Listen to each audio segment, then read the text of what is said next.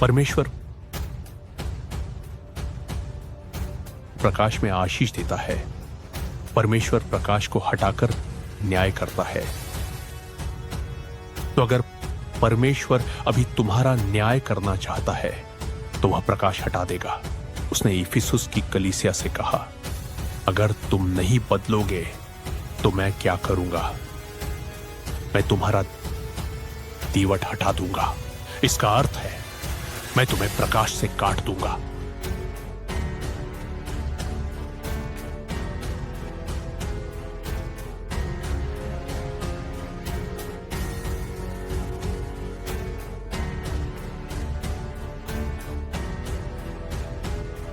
तुम यह देख रहे हो, मैं तुम्हारा दीवट हटा देता हूं और मैं तुम्हें प्रकाश से अलग कर देता हूं। तो प्रकाश स्थापित करता है व्यवस्था, शांति, सामंजस्य,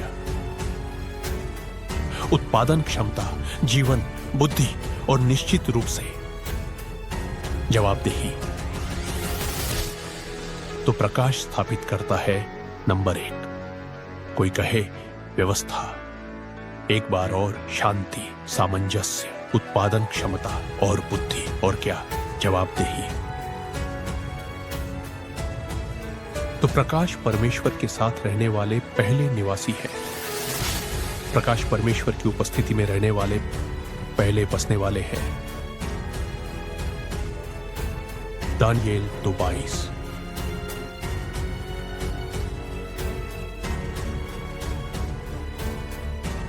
आओ सब लोग पढ़ें। चलो शुरू करें। वह गहरी और गुप्त बातों को प्रकट करता है। वह जानता है कि अंधकार में क्या है और प्रकाश उसके साथ रहता है। आओ, और प्रकाश रहता है साथ, उसके साथ प्रकाश उसके साथ रहता है। प्रकाश, प्रकाश।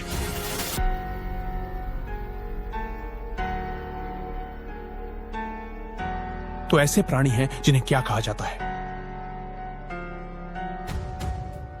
वे किसके साथ रहते हैं? परमेश्वर के साथ। प्रकाश। और वचन परमेश्वर के साथ था, वचन परमेश्वर के साथ था।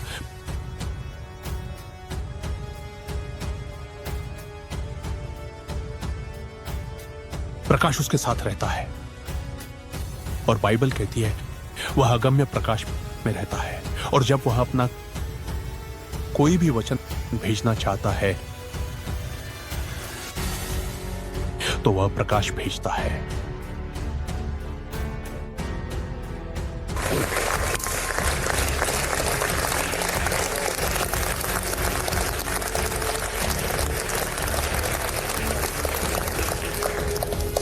हालेलुया। हालेलुया। तो वह प्रकाश भेजता है। तो जब परमेश्वर अपनी इच्छा भेजना चाहता है वह प्रकाश भेजता है। वह चंगाई भेजना चाहता है वह प्रकाश भेजता है। वह छुटकारा भेजना चाहता है वह प्रकाश भेजता है। तो फिर उसने अपना वचन भेजा और उसके वचन ने उनकी बीमारियों को चंगा किया और उन्हें उनके नाश से छुड़ाया। प्रकाश। अब प्रकाश मांगो। पास्टर जॉन, आप क्या कहना चाहते हैं? उसकी उपस्थिति के प्राणियों को मांगो। आमीन।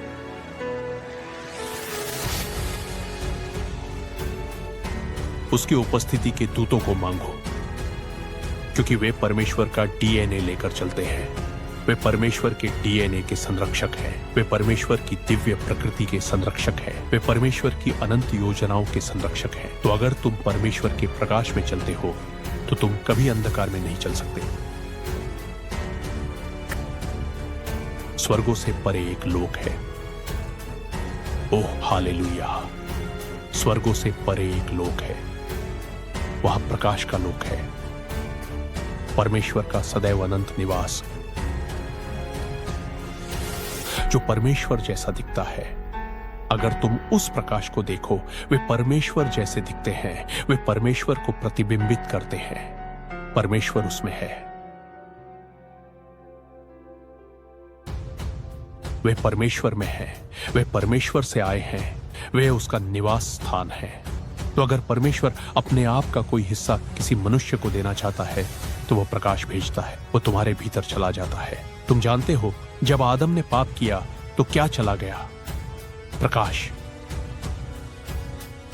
उनके पास प्रकाश का वस्त्र था, तो वही कारण था कि आदम परमेश्वर की उपस्थिति में चलता था। आदम परमेश्वर की विधियों में चलता था। आदम अलौकिक बुद्धि से भरा हुआ था। उसने सारे पशुओं के नाम रखे। क्यों? क्योंकि वह प्रकाश में था। लेकिन जब उसने पाप किया तो क्या उठा लिया गया? प्रकाश को वापस बुला लिया गया और आदम डूब गया अज्ञान के अंधकार में, भय में, आतंक में, नश्वरता में, विभाजन में, अस्वीकार में, क्लेशों में। तुम ये देख रहे हो क्योंकि प्रकाश चला गया था। हमें यह समझना चाहिए कि हमारा प्रकाश आ चुका है।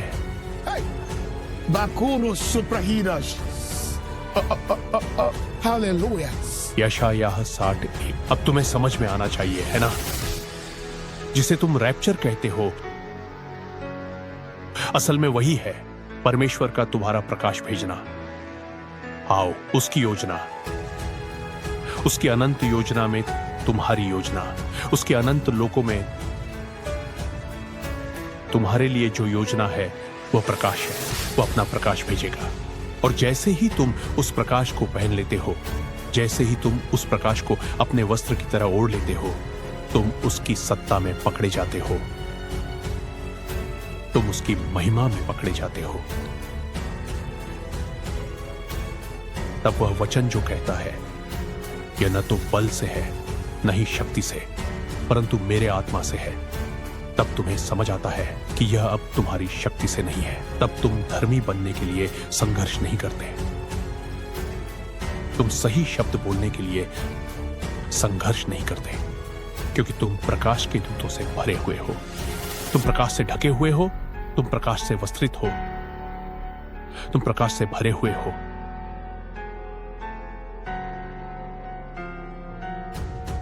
उठ,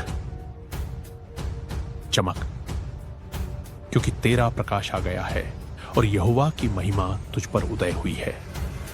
तुम में से कुछ उठना और चमकना चाहते हो, पर तुम्हारे पास प्रकाश नहीं है। हर कोई चमकना चाहता है, कौन नहीं चमकना चाहता? उठने से सावधान रहो, क्योंकि जब तुम उठते हो और तुम्हारे पास प्रकाश नहीं होता तो तुम चमकोगे नहीं। और फिर उस समय उठने से भी सावधान रहो जब कोई प्रकाश नहीं है, क्योंकि तब तुम नीचे जा रहे हो और जब तुम गिरते हो तो गिरने की आवाज शैतान से भी ज्यादा तेज होती है। मैंने लोगों से कहा,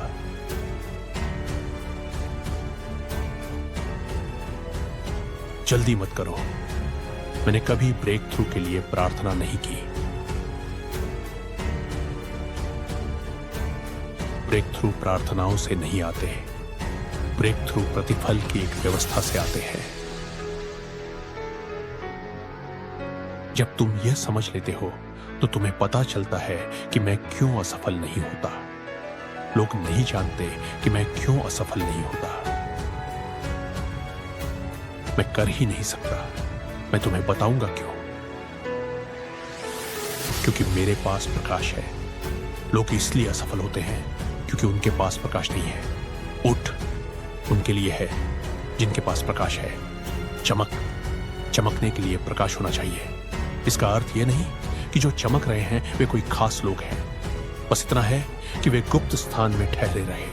उन्होंने प्रकाश को सीखा, प्रकाश के साथ अपने आप को मिलाया, प्रकाश के मार्गों को सीखा और फिर उन्होंने प्रकाश को आकर्षित किया। वे प्रकाश की तैनाती के योग्य ठहरे। प्रकाश आ गया और जब प्रकाश आता है वे चमकते हैं। चमकने के लिए लड़ना इस बात का चिन्ह है कि तुम कभी नहीं चमकोगे।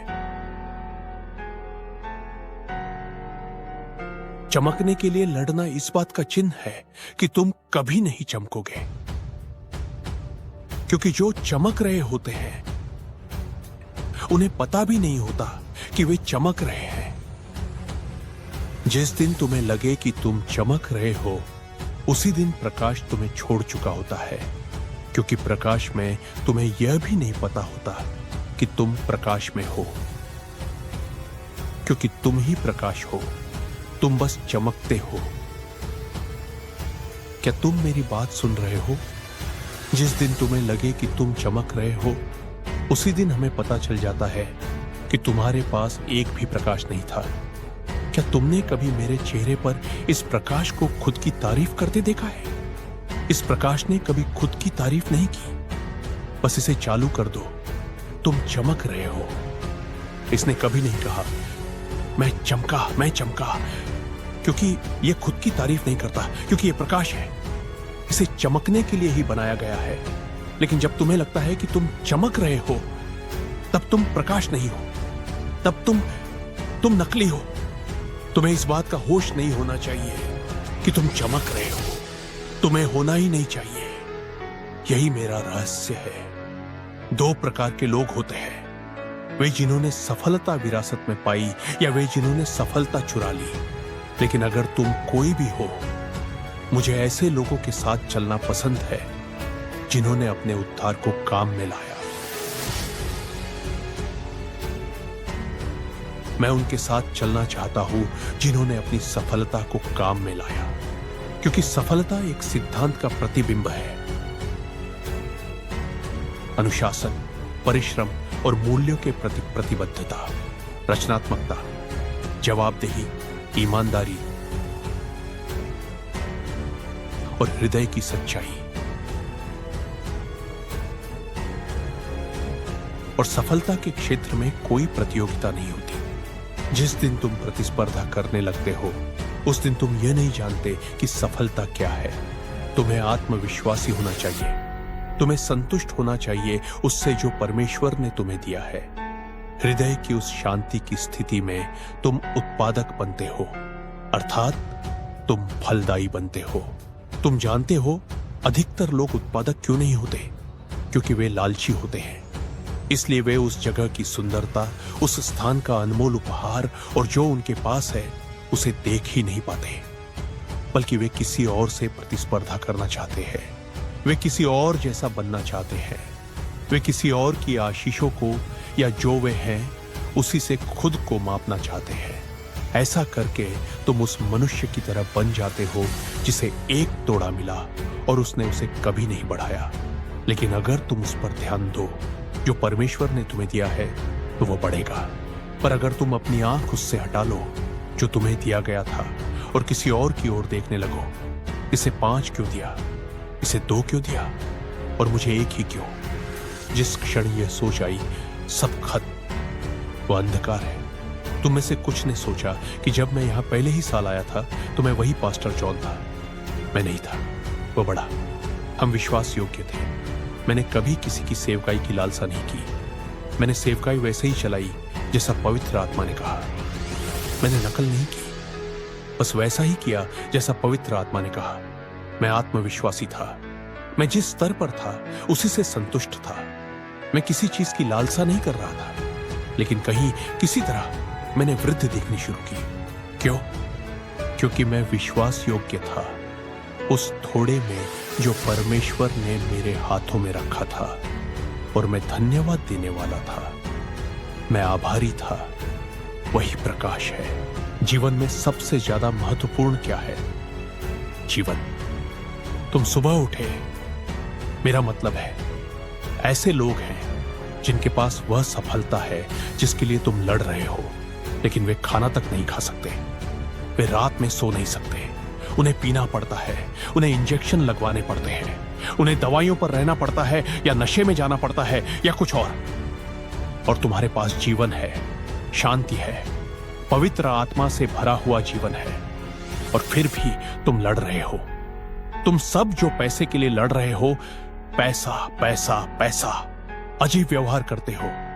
तुम जानते हो कभी कभी परमेश्वर, लेकिन जिस दिन वह अपनी उपस्थिति हटा लेता है, वह अपनी योजना भी हटा लेता है और तुम्हारे हृदय को अपने लिए से हटा लेता है, और वह तुम्हें वही चीज दे देता है जिसे तुम ढूंढ रहे हो।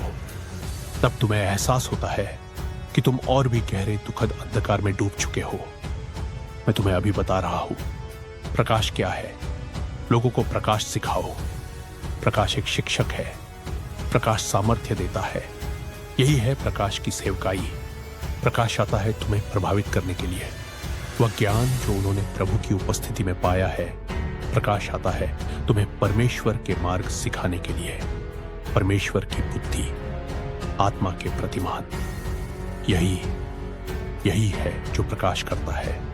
क्योंकि प्रकाश की सेवकाई का उद्देश्य है परमेश्वर को तुम्हारे भीतर पुनः उत्पन्न करना। वे परमेश्वर की सत्ता के संरक्षक हैं, इसलिए वे आते हैं तुम्हें परमेश्वर के मार्ग सिखाने के लिए। इसलिए हमारी प्रार्थना है प्रकाश मांगना। क्या मांगो? प्रकाश। प्रकाश मांगो। यह तुम्हारी जिम्मेदारी है। प्रकाश को पुकारो। प्रकाश मांगो। वे परमेश्वर की दिव्य प्रकृति के शिक्षक हैं। वे परमेश्वर की अनंत योजनाओं के शिक्षक हैं।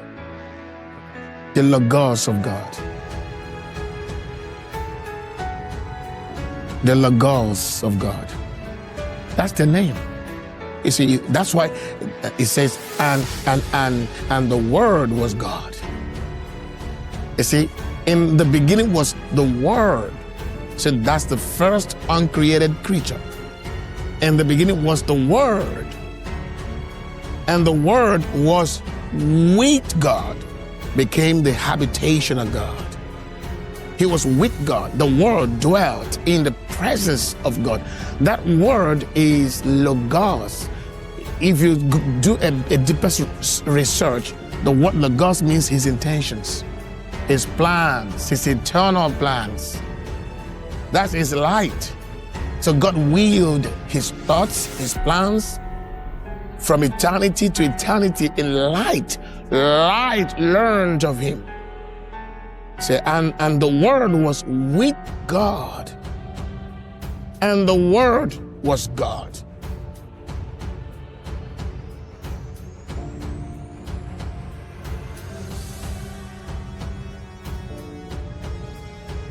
The Bible says the same was in the beginning with God. All things were made by him, and without him was not anything made that was made. So light came forth to make all things. All things came from light, and all things partakes of light, and all things is by light, and all things can be sustained by light if it continues to stay in harmony or in alignment with light. So outside God's light is chaos. Outside light is sickness. Outside light is confusion. Outside light is disruptions, distortions. Outside light is death. Outside light is mortality. Outside light is tragedy. Outside light is old aging. Outside light is grave. So that is called death. There is a creature called death. Death is life lived outside God's ordinances. That's death. Who are the establishers of God's ordinances? Light. Light. Where there is light, there is harmony with God. Glory to God. Hallelujah. There's harmony with God.